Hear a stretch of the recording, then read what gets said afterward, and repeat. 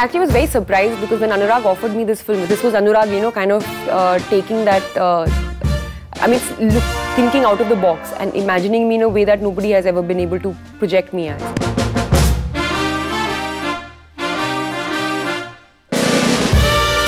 And then, you know, we had so many hairstyles, we did so many look tests. मैं ऐसे देखता हूँ, मैं देखता हूँ, मैं कैमरे से देखता हूँ, मेरा कैमरा ऑन हो रहा है।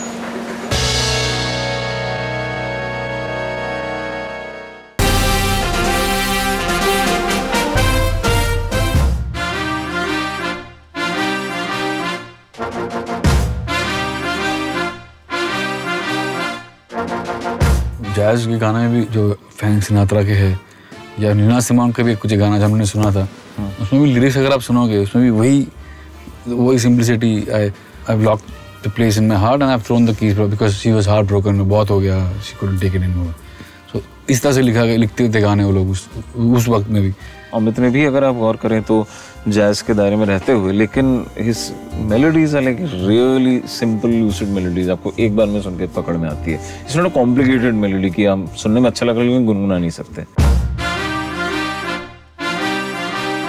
शहर के अमीर सारे आए हमसे दिल लगाने, नाक पे जो गुस्सा जता भी ना सके छुपा भी ना सके, तो फिर फिजूल है ये किस्सा कि अगर गुस्सा नजर तो आ रहा है चेहरे पे लेकिन सामने वाला ना तो पूरी तरीके से एक्सप्रेस कर रहा है ना उसको भूल रहा है।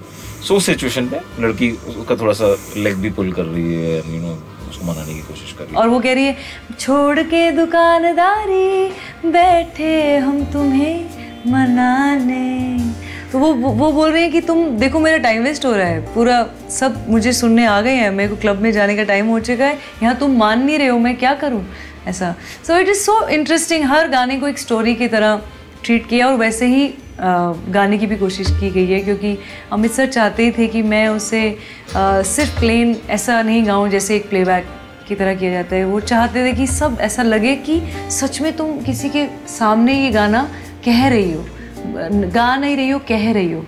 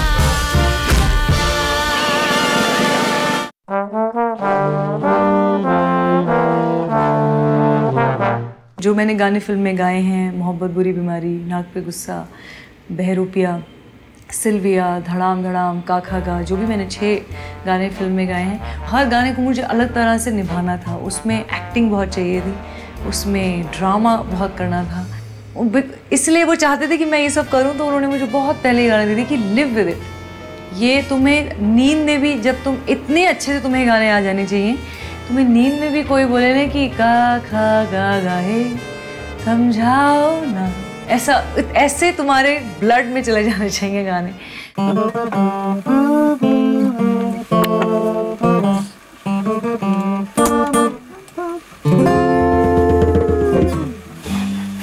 तुमसे तो प्यार का सीखा गा गा गा गा, समझाओ ना क्यों प्यार का उल्टा है गाखा गाघा जो गाना है, that is the most sensual song of the film. First time जब रणबीर सुनेगा will be this song. Anushka जब स्टेज पर होंगी और वो बोलेंगी ए तुमसे मिली तो प्यार का सीखा है काखा गाघा, तो बोलती वो जो ए है वो has to be so sensual that कोई भी किसी भी लड़के को मन करे कि वो उस सिंगर को टर्न करके देखे ये कौन है. माई गॉड व्हाट अ वॉइस. सो पूरा गाना हमने रिकॉर्ड कर लिया. बस अनुराग सर वाज लाइक ये ए और सेंशुअल नहीं और करना चाहिए. मुझे 15 बार मुझसे उन्होंने ए बोला, नहीं इट्स नॉट ए गुड और सेंशुअल. मैंने कहा ए नहीं ए. देन फाइनली मैंने जब किया ए तुमसे मिली तो दैट ही लाइक यस इसमें वो बात है because it has to have that and इसमें vocally also there is a lot of all of that you know जो जैज सिंगर्स करते हैं और वो बहुत नेचुरली आया बिकॉज मैंने काफ़ी जैज म्यूजिक सुना था. सीखा है गागा गागा.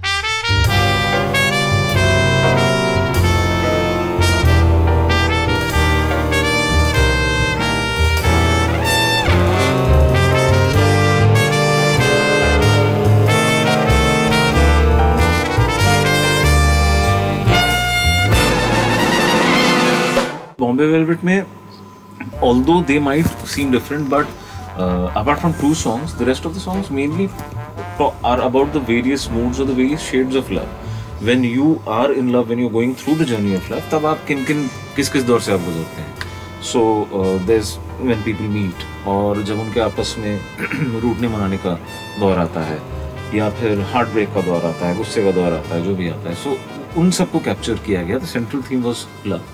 Ruti presents 9XM Soundtrack. We'll be right back.